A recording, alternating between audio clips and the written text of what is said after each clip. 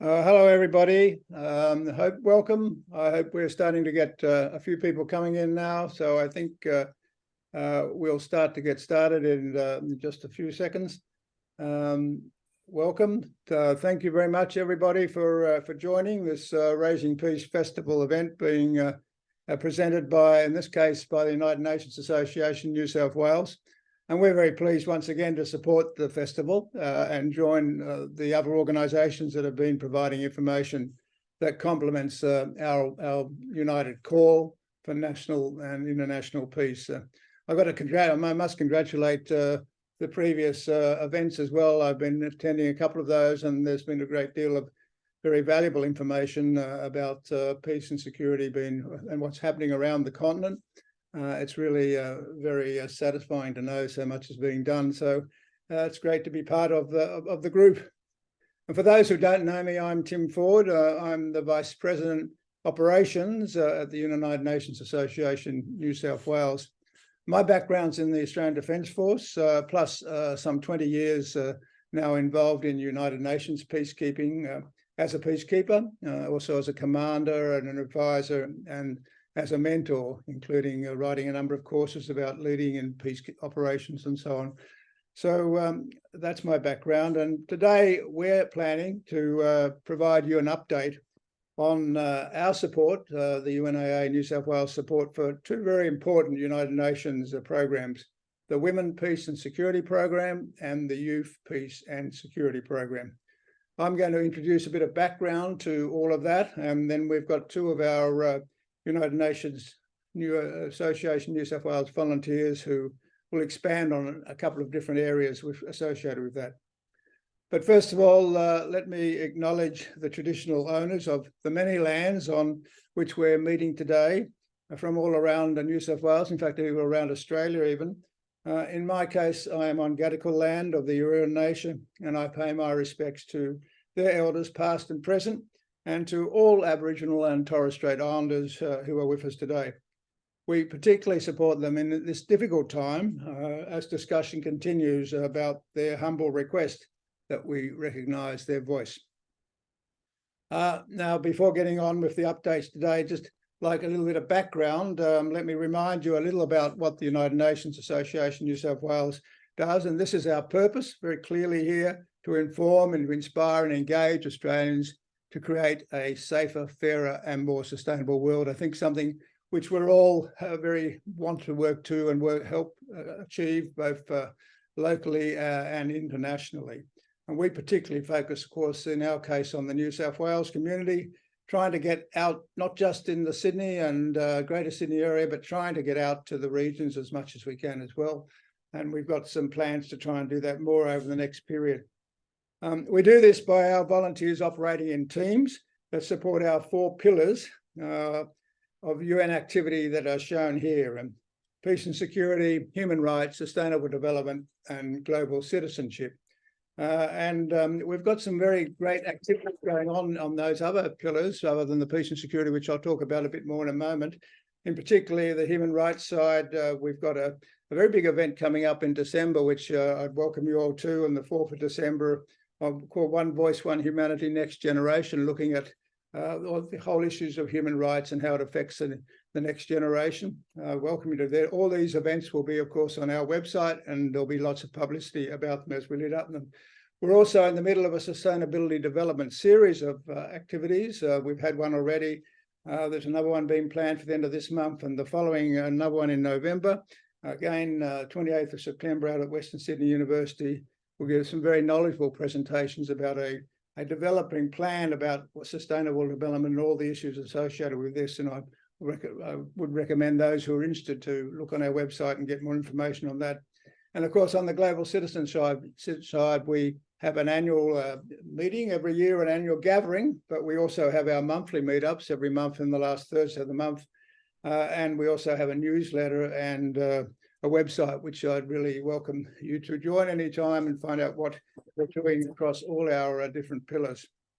But in the peace and security pillar, which I'm the lead for, we concentrate on the principal role of the United Nations, which is to maintain international peace and security.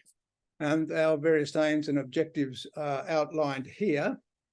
And you'll note that in particular, not only does it go back to Article 1 of the UN Charter, maintaining international peace and security, but we also want to very much promote the contributors to a peaceful Australian community, and particularly pick up these two aspects and programs that we're talking about today, the UN Women Peace and Security Program and the UN Youth Peace and Security Program.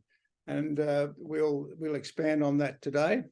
And we promote these through annual events, going to the next slide, annual events and activities that in conjunction with other pillars in ourselves and our partners, including United Nations Youth. And of course, since Raising Peace have been running this event, we've supported every year with at least one activity. And as you can see, looking through our activities, our key activities, this is outlined as one of the key activities that we wanted to make sure we contributed to this year.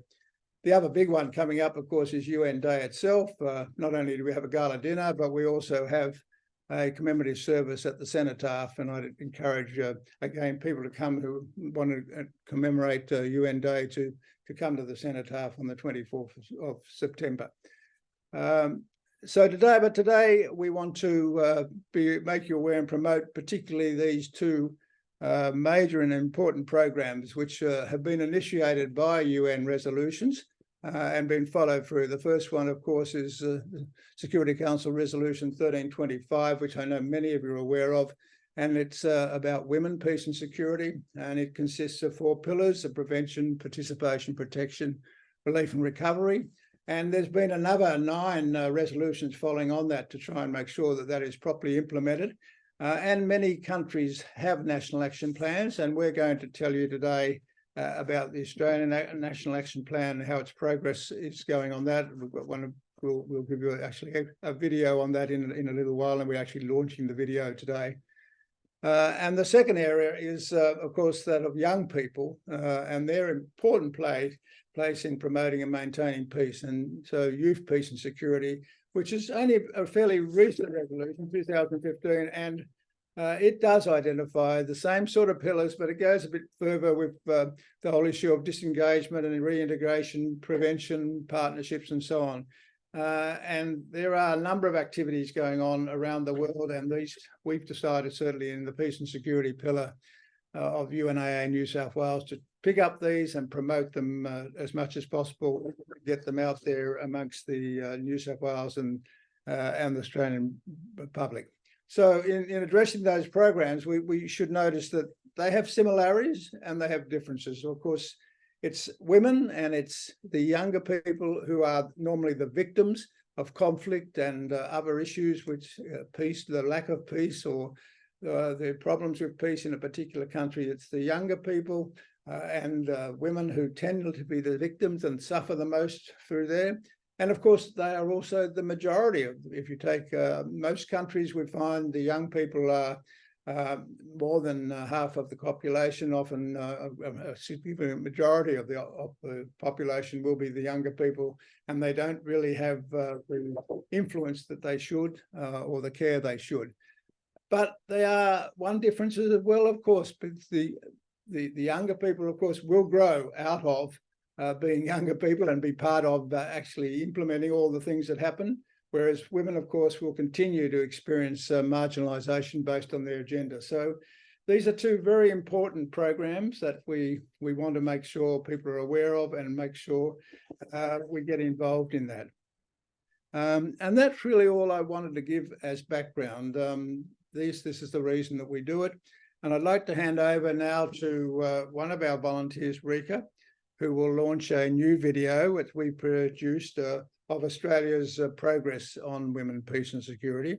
Rika, she's an engineer first up, and she's with the United Nations Peace and Security Pillar, and recently she completed a master's course in peace and conflict studies, and her research topic was the empowerment of marginalised women in conflict, and she's worked with NGOs in India and Bangladesh on social entrepreneurship and projects for women. And so I'll hand over to Rika, who will give you a bit of background, and then she'll actually will play this new video, which is the first time it's been displayed, and we brought that together with the help of DFAT and the help of the ADF and our own media partner audience. So over to you, Rika. Thanks, Tim. Welcome, everyone. And I'm really so pleased to be here today. And so, as Tim mentioned, I'll provide you with an update on the United Nations of Australia Association, New South Wales branch's Women, Peace and Security Program. And then we're about to launch our latest video. So last year, UNAA volunteers, with the support of our media partner audience, initiated a project to produce 2 videos on the UN Women, Peace and Security agenda. So the first video, which was launched in November last year, it introduced the UN's landmark resolution 1325 and the whole WPS concept and its current status in Australia. Then the second video that we worked on this year, that we produced, focuses on the progress of the WPS agenda and how the National Action Plan is being implemented in Australia and the region. This video, again, has been produced with the support of our media partner audience and in collaboration with the Australian Defence Force and DFAT. So rather than me talk about what's in the video, let's watch it. We're ready to launch this video now. So sit back and be informed and hopefully be inspired.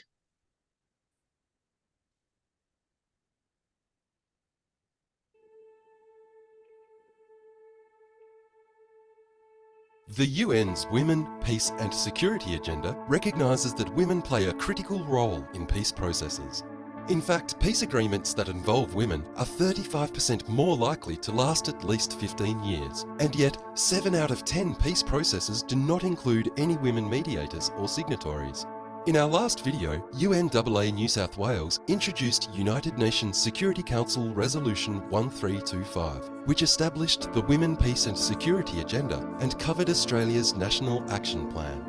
In this video, we review progress on the UN resolution and its follow-up actions, and take a look at what Australia and the UN are doing to implement this landmark resolution.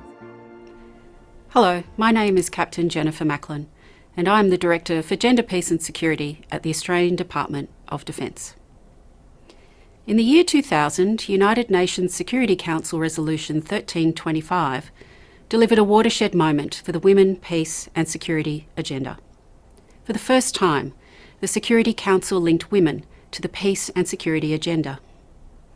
It recognised that women are disproportionately affected by conflict, with up to 90% of casualties in contemporary conflicts being civilians, the majority of whom are women and children.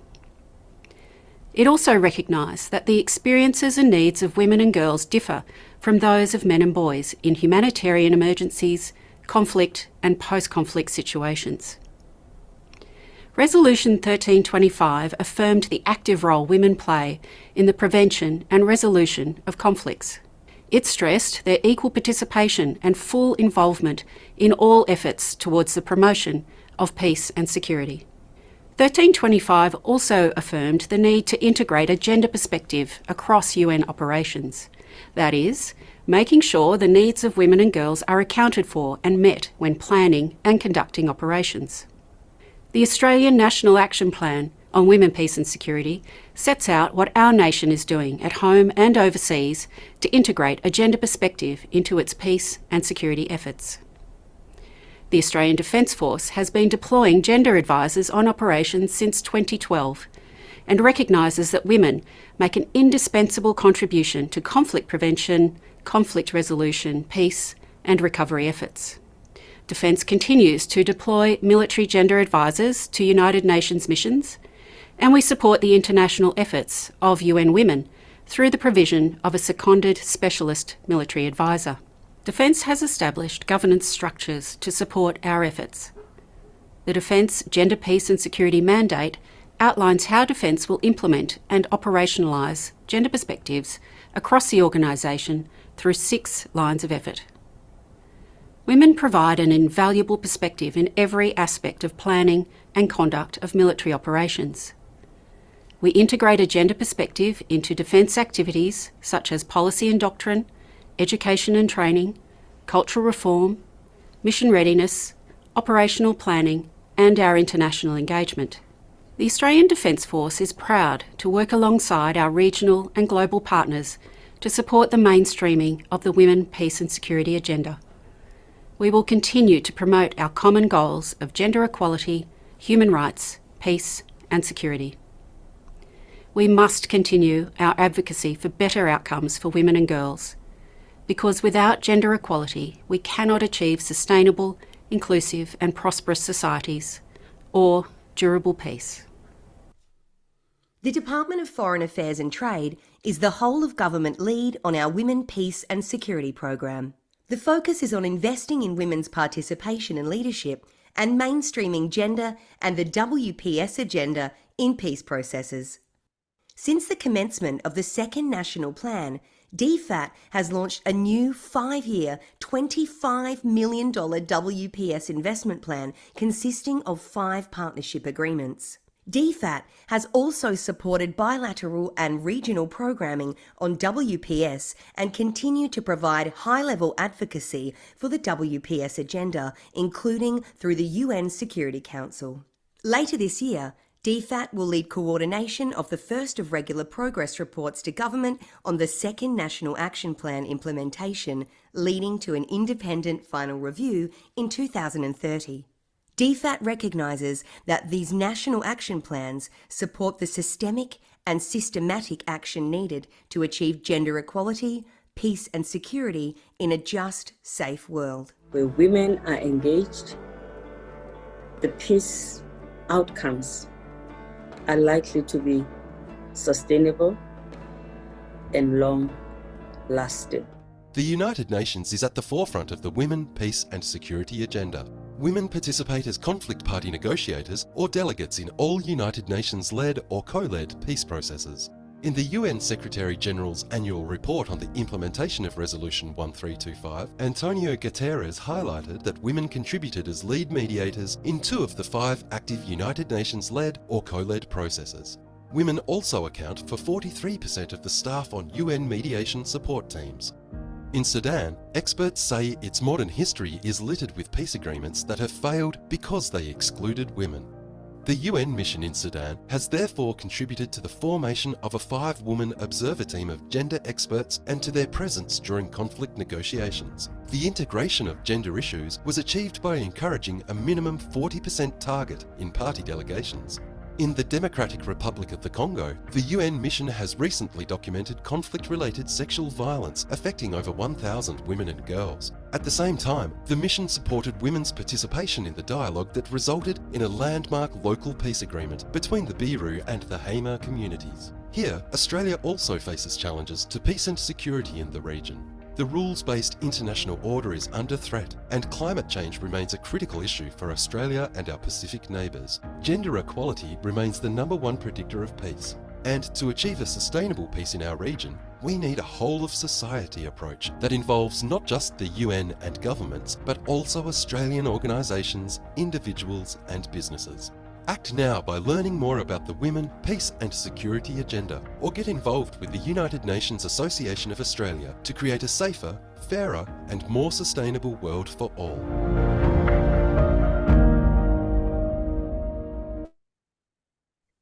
Well, I hope you enjoyed the video. So UN Resolution 1325 was indeed a very landmark resolution, and the WPS agenda stresses the importance of women's equal participation and full involvement in all the efforts for maintenance and the promotion of peace and security. So at UNAA New South Wales, we would love people to get involved and join us in the action for women, peace and security. And I would now like to hand over to Tim. Thanks very much, Rika, and great to have that launched. That will be available on YouTube for people, and also there'll be a link provided very soon on a number of our social media platforms if people want it. We've also got, of course, video one available on YouTube if people want to get that as well and put the two together. So let's move now on to the Youth Peace and Security Program, and in particular the outcomes of a workshop we conducted just this last Wednesday with UN Youth to look at some of the issues around youth peace and security. Now, this is going to be explained by another one of our peace and security pillar team, Paris Fleury. Paris is a student in her third year of studying politics and international relations at the University of Sydney. She's got a very clear, interesting background, being bilingual in English and Spanish, and has been fortunate enough already in her life to live in England, United States, Australia, and France. So she's got quite a good background to these sort of things. And she's already very interested in gender equality, sustainable development, and youth decision processes, and has recently joined this year our UNAA as a volunteer, and has been involved in these activities. So over to you, Paris, to explain what happened in the workshop and what came out of it a little bit. Thank you, Tim. That was a wonderful introduction. So each year on the UN International Day of Peace is observed around the world on the 21st of September. This year's theme, Actions for Peace, Our Ambition for the Global Goals, is a call to action that recognizes our individual and collective responsibility to foster peace. Supporting this, the UN's Youth, Peace and Security Agenda recognizes young people's positive role in international peace and security. In 2015, UNSCR 2250 became a historic resolution which urged states to give young people a greater voice in decision-making at the local, national, regional, and international levels, and to consider establishing mechanisms that would enable young people to participate in peace processes. The UN Association of Australia New South Wales Division hosted a workshop targeted to New South Wales youth with an interest in peace and security. The project aimed to promote action for peace and to support the Youth, Peace and Security Agenda. On the 20th of September, a range of young people aged between 18 and 25 participated in the workshop, coming from a diversity of disciplinary and cultural backgrounds. The workshop featured 3 keynote presentations, which were followed by 3 one-hour discussion sessions. The first discussion looked at how youth can contribute to peace and security. The second covered participants' vision of a whole-of-society approach to peace. And the final session investigated key challenges and potential solutions. UNAA New South Wales will be launching a Youth, Peace and Security report in the coming weeks, which will include the outcomes of the workshop discussion sessions. But today, I'll give you a snapshot of some of the key findings. The first question presented, how can youth contribute to peace and security, help clarify participants' general understanding of peace and security and what it means to them based on their individual backgrounds and experiences. Using the absence of violence as the base definition for peace, the groups emphasized the need to recognize how peace and security mechanisms are still specific to cultures and conflicts. Peace processes, conflict resolution, and decision-making activities may look different across nations, but this does not take away from the need for more involvement by young people. Participants stressed this, discussing how youth must acknowledge their role for themselves and future generations. As the next generations of leaders, we must find ways to educate and involve ourselves in pushing for peace and security. The groups felt this involvement could foster intergenerational and intercultural collaboration. Participants mentioned feeling unseen and unheard in spaces of change, and hoped increasing participation for youth would mean there could be more impactful discussion and work done between generations. In deliberating the most effective ways for young people to contribute, the groups advocated taking advantage of our digital skills, harnessing social media to advocate and increase awareness of crucial peace and security issues. Participants highlighted how young activists could educate and involve their peers in online spaces while using social media platforms to engage the general public. Moving on to the second question, what is your vision of a whole of society approach? The participants noted their diverse and multicultural backgrounds and felt the respect they showed each other in the discussion was the starting point for understanding a whole of society approach. Recognizing our growing interconnectedness due to globalization, participants believed rights should not really represent nations and borders, but expand beyond national boundaries to acknowledge and respect other communities. They envision a whole of society approach as one that unites countries and people to the common cause of sustainable growth. Participants also discussed the importance of victims of conflict using their voices to aid peace building. However, they emphasized these were not the people who should be deemed responsible for protecting peace and security. Rather, the groups believed governments had the primary duty of care and must be ultimately responsible parties for protecting peace and security. A well-functioning government was one of the 8 pillars for positive peace focused on by participants. The 8 pillars of positive peace were presented by Glenn Stafford, our second guest speaker from the Institute for Economics and Peace. Positive peace is best described as the attitudes, institutions, and structures that create and sustain peaceful societies, with the 8 pillars being the key factors the IEP has found for its promotion. Low levels of corruption, acceptance of the rights of others, and good relations with neighbours were the other most discussed pillars by participants. The end of the workshop addressed the question, how can we overcome challenges and turn them into opportunities? When asked what the primary threat to international peace and security was, 8% of participants said authoritarianism, 8% said nuclear weapons, 17% were most concerned with artificial intelligence, and 17% mentioned ethno-nationalism. Notably, 50% of participants said climate change represented the biggest threat to international peace and security. The participants discussed how the consequences of climate change added another dimension to conflict. They felt these challenges showcased how complex peace and security issues are becoming and feared the future would only bring more unrest. Yet, they were hopeful. They felt involving more young people was one of the first steps to ensure increased peace and security. The participants argued that our generation, working with others, has the potential to make significant changes. The groups felt young people could help promote the concept of global citizenship and that equal contributions and responsibilities could make tangible differences. In bridging cultures, generations, and stories, the Youth Peace and Security Workshop showcased why we all deserve hope and optimism for a more peaceful future. Thank you. Back to you, Tim. Thanks very much, Paris. That was wonderful and well done in summarising what was a very long day and a lot of work done. And I'm looking forward very much to the final report. And just for everyone's information, we will have that final report available within a week or so. And we'll be able to provide, again, that report to any organisations or groups that want it.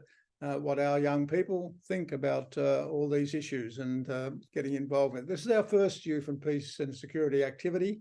We're hoping to continue that throughout the next years, working hopefully with some of your organisations as well as we do that.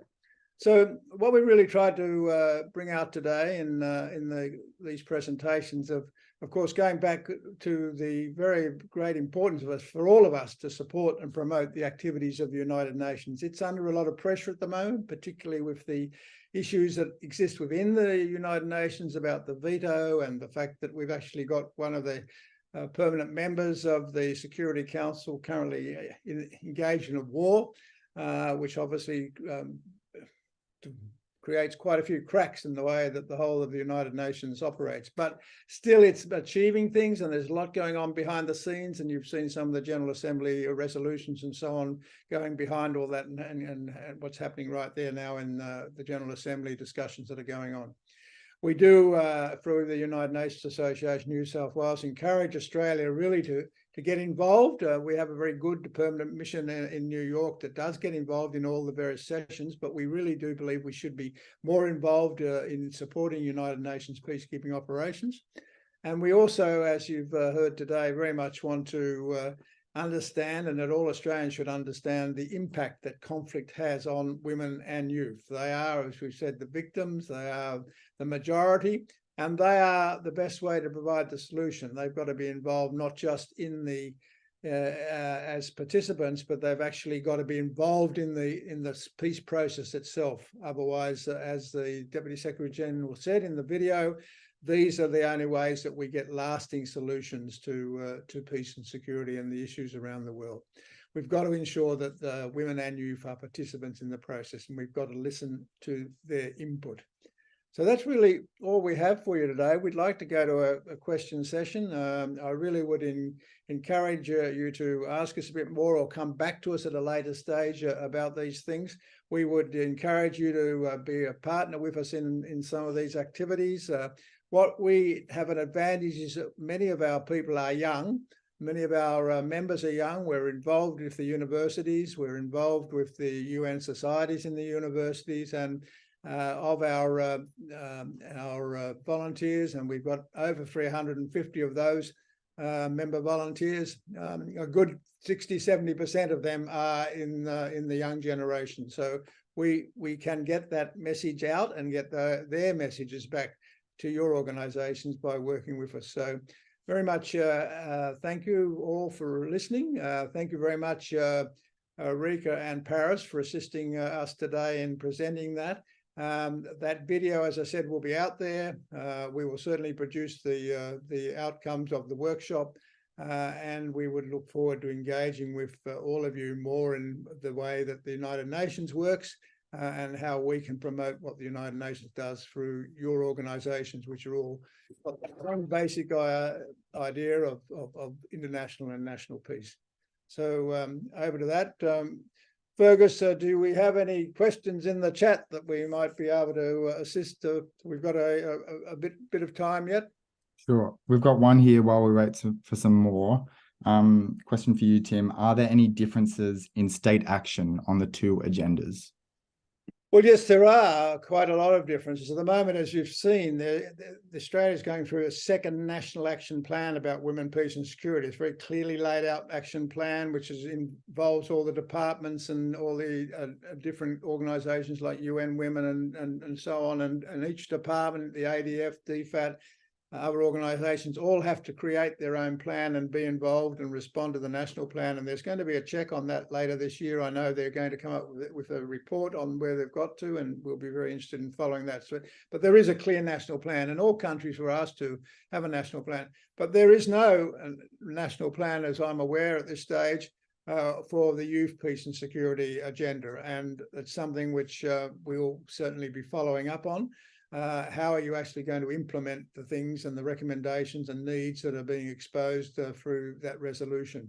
So yes, there is a difference at the moment, and we're hoping that youth, peace and security gets the same sort of prominence which women, peace and security is getting. And if any of you put women, peace and security into the internet, you'll find hundreds of reports and activities going on. You won't find the same with youth, peace and security yet, but we hope to get there. Thanks, Tim. Well said. A question for Paris now. How can we get young people more involved? I think there was a great point made by the participants about harnessing our distinct characteristic as the digital generation and really promoting and advocating and creating and educating each other through social media. And the way young people are really receiving media and news now and taking advantage of that is really one of the things to kind of capitalize on and get more young people involved in that. And I think opening up the space is also kind of redefining the way it's talked about. I mean, as I mentioned in the speech, there was, to a certain degree, some youth participants who had gotten involved didn't always feel like their voice and their opinions were fully listened to and really heard, and there was really being meaningful discussion. So I think kind of reshaping that culture as well and making sure that when youth are actually getting involved, there is mutual respect and there's making sure that both parties are really doing the work to collaborate efficiently and productively. So yeah, that is how I would really focus on getting youth involved. Thanks, Paris. A question maybe for Tim here from Barbara. The videos seem to concentrate on women in the military. Why is that? Well, I think mainly because the women in the military reacted very quickly and spontaneously to us about what they were doing. They were very cooperative and could provide us with a lot of background. They provided us with people who would actually speak. And as you can see, women are being very much involved in the military at all levels of leadership, which is fantastic. And obviously that can only help the whole way that the military are used. And obviously a great emphasis on peacekeeping. So basically, we didn't get the same level of support, perhaps from some other sectors that we want to approach. We got quite a bit from DFAT, obviously, because they're running the overall National Action Plan. We're hoping to get more input from other areas in the future. So if you can encourage us and help us in that, that's great. So that's mainly the main reason, yeah. Thanks. Please put some more questions in the chat to our audience. We have a question for Rika here now. On your research on the empowerment of marginalised women in conflict, what did you learn through that research? So through my research, which I spent mostly in Bangladesh and India, where a lot of marginalised women are, and also in light of the WPS agenda and what it is doing to promote equal participation and leadership in the whole peacemaking process and the whole peace process and negotiation. One of the things that exist for marginalized women is the structural barriers. And these barriers are sometimes very deep-rooted. Sometimes there are cultural impediments such as deep patriarchy.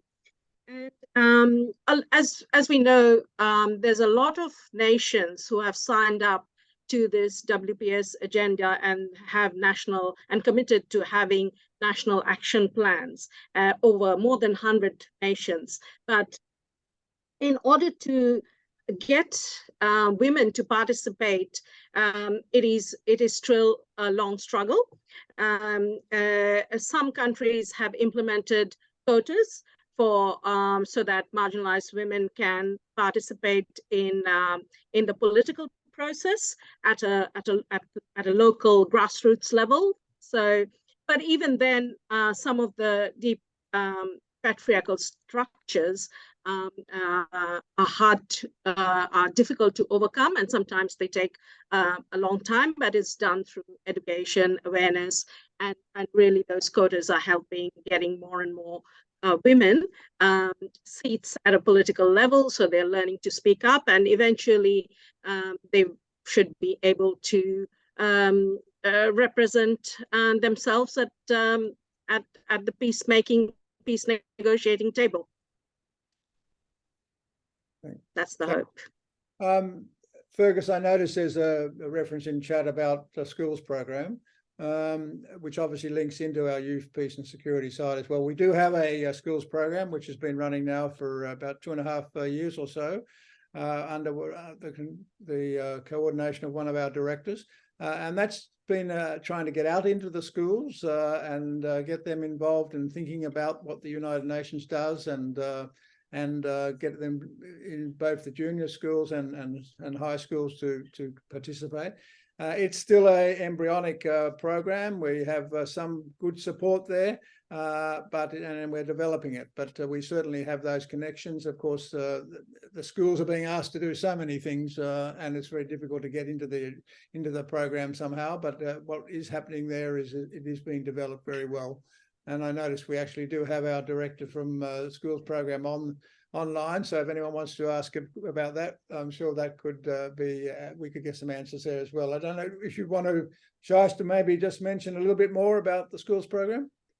Sure. Thank you, Tim. And thank you, Gil, for that question.